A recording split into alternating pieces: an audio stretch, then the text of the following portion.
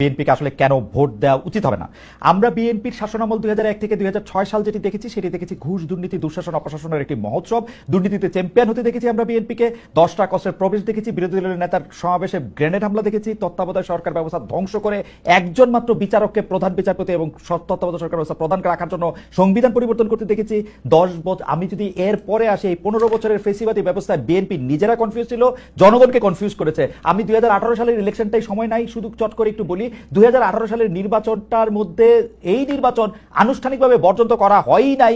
সেই নির্বাচনে কারচুপি সম্পূর্ণভাবে নিশ্চিত হওয়ার পর বিএনপি তার সংসদ সদস্য 6 জন বা 5 জনকে শপথ নিতে পাঠিয়েছে এবং মহিলা সদস্য আসলে কোটাটাও নিয়েছে। তারেক সাহেবের কথা যদি বলি, আমরা দেখেছি তারেক সাহেব এই সময়ের মধ্যে সবচেয়ে ভালো ভালো কথাগুলি বলতেছেন, সে কথা সত্য, কিন্তু তার কথা যে কেউ শুনতেছেন না সেটি হচ্ছে যে তারেক সাহেবের দলের লোকেরাই তার কথা শুনতেছেন না, সেজন্য চাঁদাবাজির থেকে শুরু করে বিভিন্ন সন্ত্রাস থানাঘেরাও এগুলি কিন্তু চলতেছে এবং তারেক সাহেবকে বারবার বলতে হচ্ছে এই নির্বাচন খুব কঠিন হবে এবং এই তৃণমূল কিন্তু আসলে বিএনপির কেন্দ্রীভূত না।